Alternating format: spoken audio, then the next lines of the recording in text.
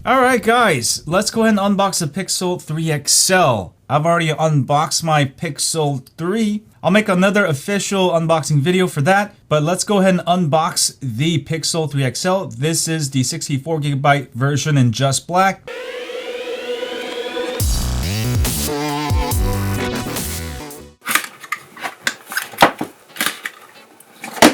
And let me go ahead and undo the wrappers here.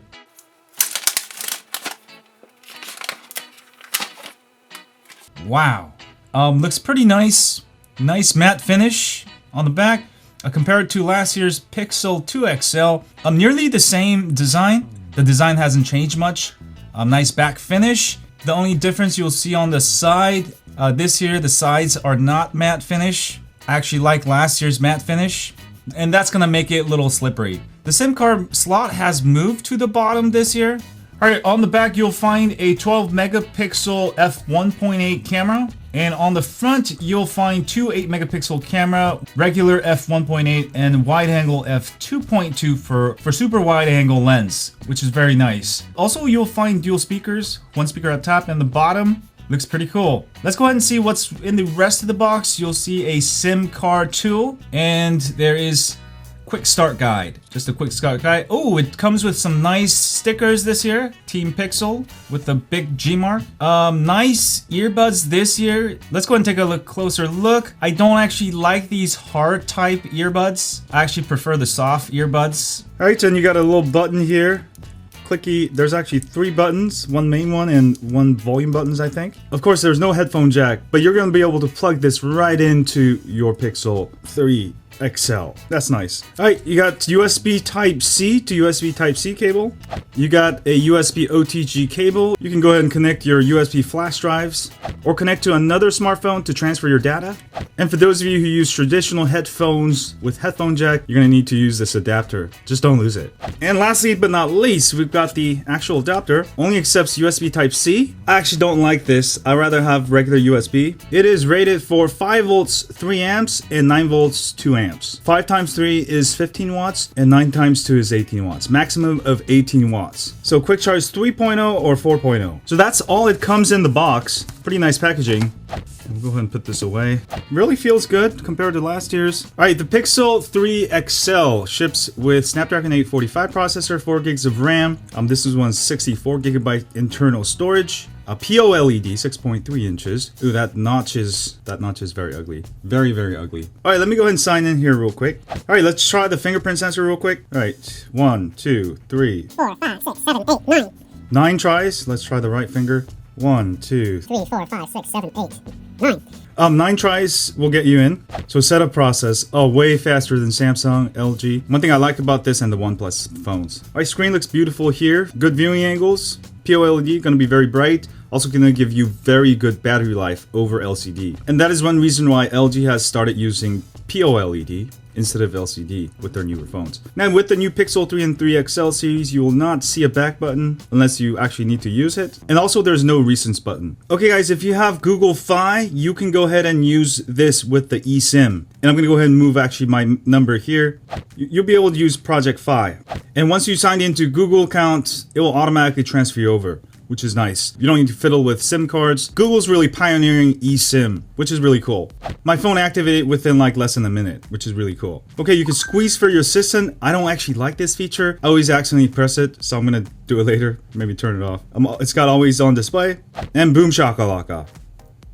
So my phone is activated, ready to go. It's on HSPA, don't worry about it. Sometimes it takes a few minutes for the network to optimize, and then it'll probably go on 4G LTE. Now with the Pixel 3 and Pixel 3 XL, the recent button's gone. You can go ahead and just swipe from up, and you can go ahead and switch to the apps, which makes it faster. And you will see a back button whenever you can press it. Also to access your app door, just hold it down longer and swipe up. So swipe for recent and swipe up for your app door. That is the first thing you got to learn about this phone. All right, very nice looking device. Everything is very, very smooth. Display is very nice. Now it's only got 4 gigs of RAM, but everything runs super fast. And I've been already using the Pixel 3. I've had 0 problems with performance. Looks very good. The first thing we're gonna do is try to get rid of the notch. So let's go into settings, go to system, go to about phone, right? And we're gonna go ahead and hit the build number a bunch of times. All right, once that says you're a developer now, then go ahead and hit the back button. We're going to advanced and go to developer options. Go down to display cutouts. Then you're going to be able to get rid of it. You could hide it. Now that looks a lot better. You do lose a little bit of screen real estate, but if you don't like the notch, just hide it and you should be good to go. Today, let's go ahead and take a look at the camera real quick. All right, let's go ahead and take a photo using the camera. All right, the first thing you'll want to do is go into settings, advanced, and enable HDR plus control so you can also see it. And also enable H.265. That will give you slightly better bit rates with your videos. All right, and I want to put the grid on. And also video resolution only tops at 4K 30 frames per second, which is sort of a bummer, but this can be fixed with the software update. Like with the LG G7, they launched with 4K 30 frames per second, but they added the 60 frames per second later on. I don't think Google will add it back on, but I hope they do. That would be nice. Probably the biggest thing this year is the portrait mode. It's a lot more accurate. I've done a ton of tests already. The amount of bokeh you can get is ridiculous. So let me go ahead and do a quick portrait test. And boom shakalaka. That looks pretty good. Now you can also go ahead and adjust it, hit the settings button, and then settings button again. That really looks amazing. Amount of detail you get, also the edgings, and also how well it performs with the background objects. Looks really good. So I'm not sure what's going on with my Pixel 3. I can actually go ahead and adjust the blur, but I don't see the options here. So if I take the same shot with the Pixel 3, maybe they forgot to put it in. All right, if I take a shot with that, I can do that and hit the settings button twice.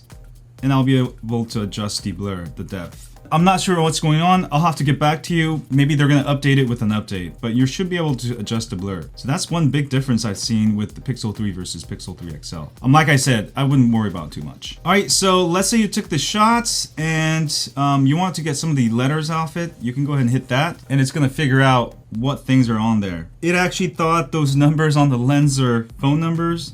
If you go to text selection, it's going to give you 18 to 35 millimeter, 1.8 DC972, Sigma. It's going to give you all that information, even though it's upside down. So you don't have to write it down. You can go ahead and copy and paste it. Okay, we'll do a front camera test real quick. And now you have two lenses, so you can go ahead and zoom out, very wide angle versus regular. Let's go ahead and try portrait mode and try it with the wide angle.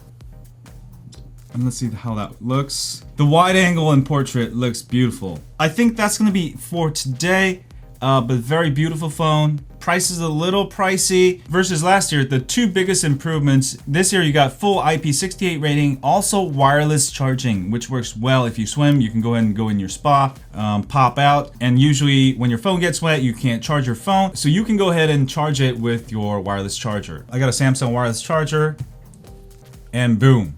If it lights up, it's charging. All right, bottom line, do I recommend this phone? Oh yeah, this is the latest Pixel 3 XL. You're gonna get all the latest software upgrades, especially the wide angle front camera, the full IP68 rating, wireless charging. And if you buy the unlocked version from Google Play Store, you're gonna be able to use this on AT&T, T-Mobile, Sprint, and Verizon. You're not gonna be locked to a carrier. And you can use it on Project Phi like how I am doing. I do also really recommend Project Phi, which is compromise of T-Mobile and Sprint. So definitely recommend it. If you don't use a lot of mobile data, pay as you go, and you go over a certain amount, Google only gonna charge you like 40 bucks or something. So pretty good deal on the phone, and I'll have a full review of Project Phi also. Project Phi. Sorry, I keep getting confused how to say it. I think it's Phi. Anyway, leave your thoughts below. What do you think of the new Pixel 3 XL? And also do let me know what you think of my first phone unboxing using 4K 60 frames per second. If you guys like it, I'll keep doing this more. But yeah, last year Pixel 2 XL, definitely one of my favorite phones, especially for photos. This year it's not gonna be no different. I think Pixels are king of smartphone photography. Even the original Pixel will outperform a lot of phones that are out today. But have a great day,